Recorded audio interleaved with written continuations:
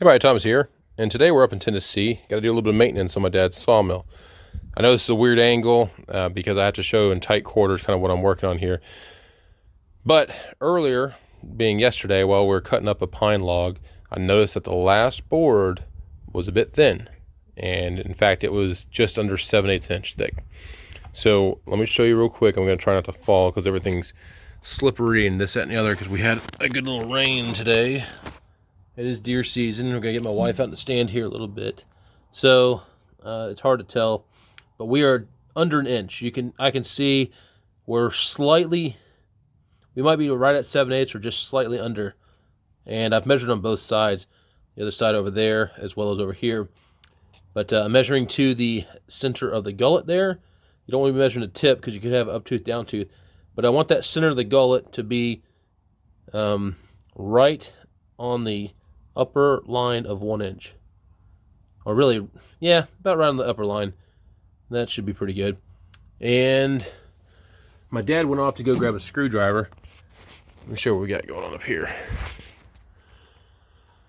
These are the nuts right here on top, and we'll get a tool on this, and I'm going to use either a pair of pliers or a screwdriver to hold the chain in place, and we're just going to take out about 1/8 of an inch. And I think if we do 1/8 of an inch, it should, get up, clean that up.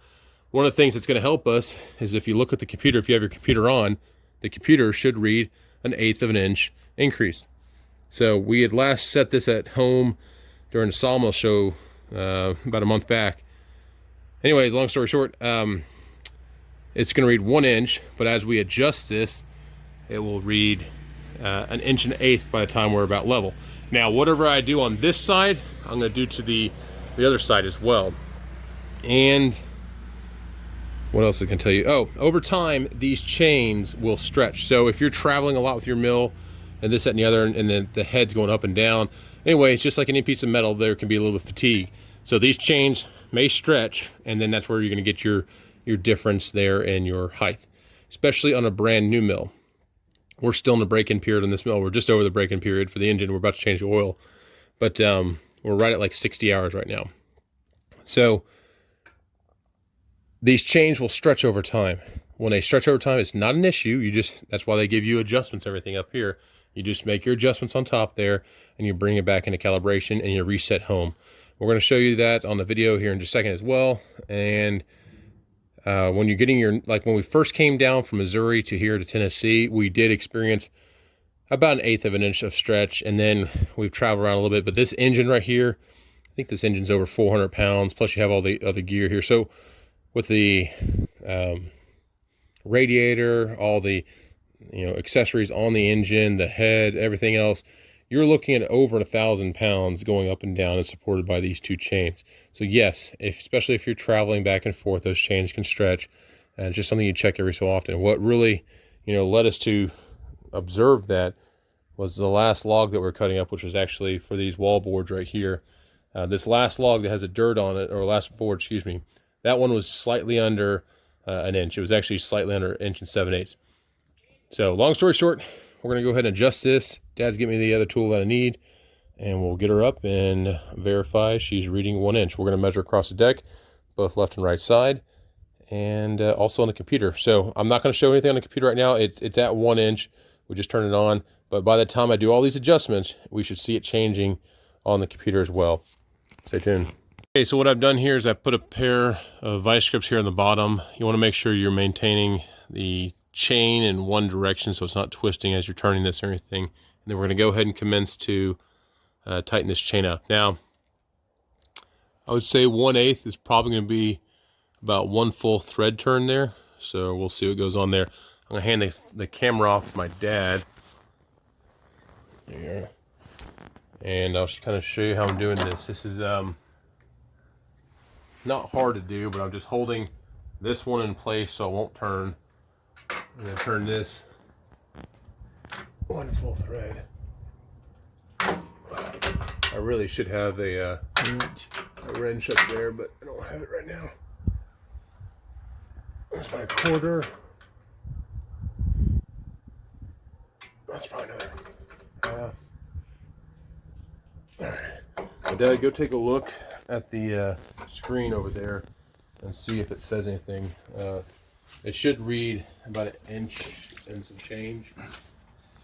It still says an inch. An inch. Okay. Well, then let me verify or check it down here, because we should see it start to move up.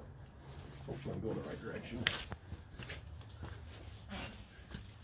I just haven't moved it much. It is moved up a little bit, not much.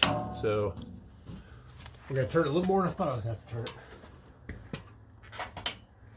And this mill is so large and everything's kind of slippery right now.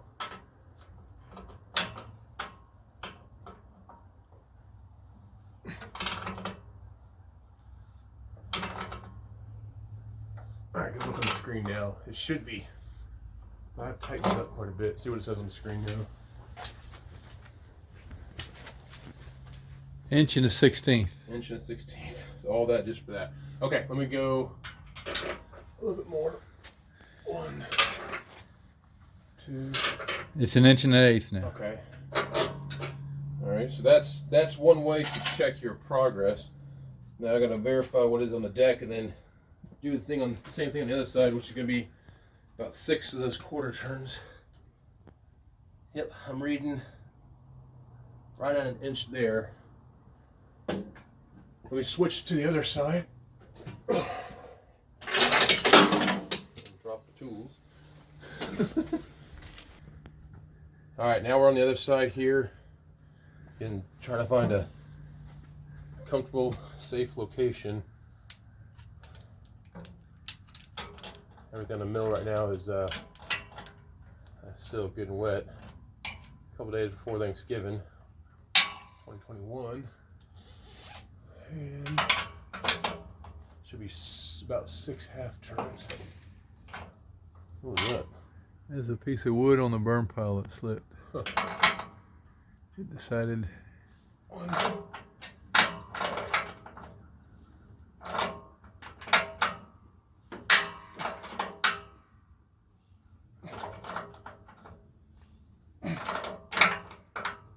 I'm not getting quarter turns out of this one.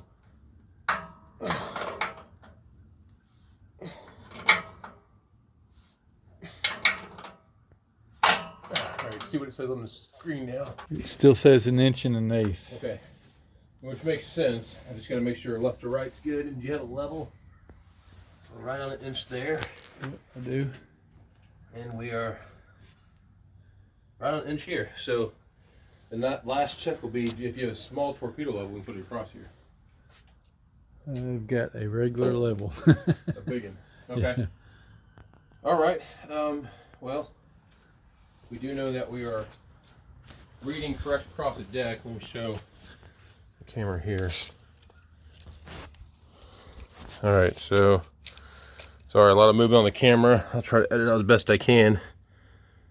So right there,